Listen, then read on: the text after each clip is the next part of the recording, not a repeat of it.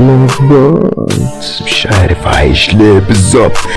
ليلي ونهاري بقوا شبه بعض، منين يودي على فين؟ كنت تايه متلخبط مش عارف عايش ليه بالظبط. كيود ممنوع اني اعدي الخط واكتب بارات وسطر يجيب سطر واجري عشان ما اتدس اكني قطر.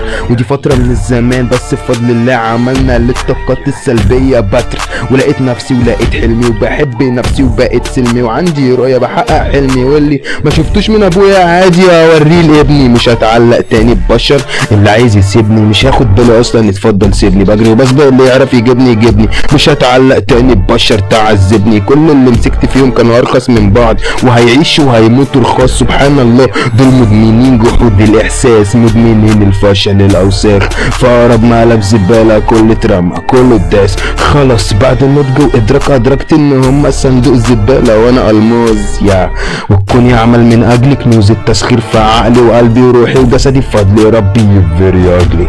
ما صاحبش فاشل ما ينفعش تبقى صاحبي يا صاحب الناضج، وافديك يا صاحبي بروحي وقلبي وعقلي وجسدي.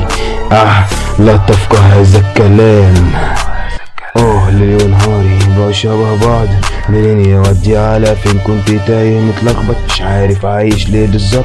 كيود ممنوع اني اعدي الخط واكتب بارات وسطر يجيب سطر واجري عشان ما اتدس اكني قطر. ودي فترة من الزمان بس بفضل الله عملنا للطاقات السلبية دي بتر.